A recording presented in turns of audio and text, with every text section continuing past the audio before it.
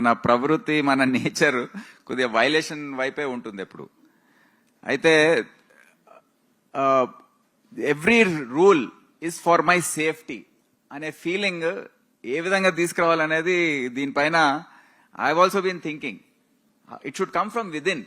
అంటే for instance కూర్చోగానే seat belt వేసుకుంటాం, బ్యాక్ సీట్ లో ఉన్నప్పుడు కూడా వేసుకోవాలి. ఎందుకంటే స్ప్లిట్ సెకండ్ లో జరుగుతుంది యాక్సిడెంట్. మనం ఏది కాదని అనుకుంటాం కానీ ఏదో బ్యాక్ సీట్ లో ఇప్పుడు మేము కూర్చుంటాం, సెల్ ఫోన్ చూస్తుంటాం, కానీ something may come and hit. లేకపోతే మీరు అన్నట్టు సార్ ఏదో వస్తా ఉంటుంది, సడన్ గా డ్రైవర్ బ్రేక్ సెకండ్ లో కూర్చున్నా, అవును, డ్రైవర్ బ్రేక్ వేసినా తలెళ్ళి ముందుకు తగులుతుంది కదా. To prevent only thing which will save us seat belt. So ఆ అవగాహన, ఆ బాధ్యత ఏదైతే ఉందో కుటుంబం, ఇప్పుడు నాకేమైనా అవుతే కుటుంబం ఏం కావాలి అనే ఆలోచన ఒకటి ఉండాలి. సో కేర్లెస్ గా నడిపితే ఏమైనా జరిగింది అనుకోండి, then who will look after my family అనే అటువంటి ఓ బాధ్యత. అది కూడా ఆ యాంగిల్ నుంచి కూడా మేము ఎడ్యుకేషన్ చేస్తాం. అంటే వీడియోస్ చూపిస్తాము, మీరు చనిపోయిన తర్వాత మళ్ళీ ఏ విధంగా ఉంటుంది ఫ్యామిలీ పరిస్థితి, just to create some fear and deterrence. So అన్ని రకాలుగా కూడా ఎడ్యుకేషన్ జరుగుతూ ఉండాలి. It's a continuous process in this huge country with so many people. అది ఇటువంటి efforts, this like seminars like this, ఈ అవగాహన సదస్సులు ఏవైతే ఉన్నాయో కంటిన్యూస్ గా జరుగుతూ ఉంటే ఏదో రోజు వస్తుందని నేను ఆశిస్తున్నాను. We don't, I mean that type of deterrence. You violate traffic speed limits in US, $200 along with point system.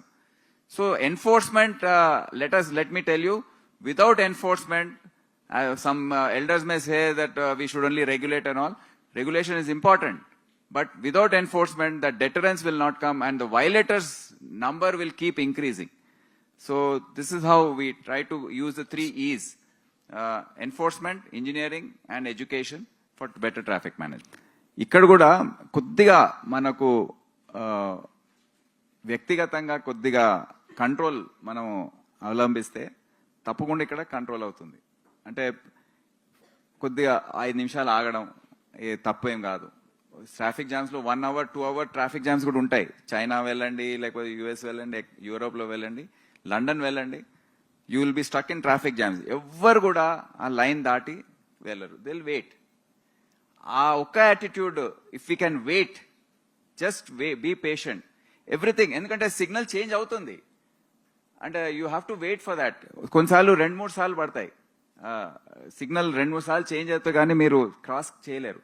కానీ నా ఛాన్స్ వస్తుంది, నేను వెయిట్ చేస్తానని వైలేట్ చేసుకుంటూ ఓవర్టేక్ చేసి వెళ్ళడం, ఈ ఏదైతే మనం చేస్తాం ఇక్కడ తొందరలో, అందరు తొందరలో ఉన్నారు, మీరు ఒక్కరే కాదు.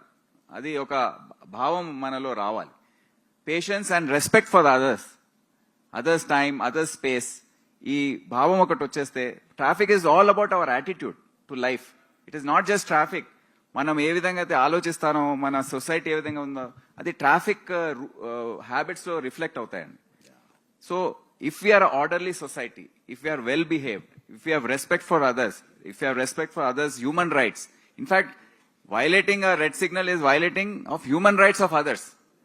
అనే అటువంటి భావం మనలో అందరిలో ఉంటే, just be patient, you will definitely reach. ఎంత crowded area అయినా you will reach earlier than what you are reaching now, if you are patient in following the rules. Whatever be the density of traffic, nothing will stop.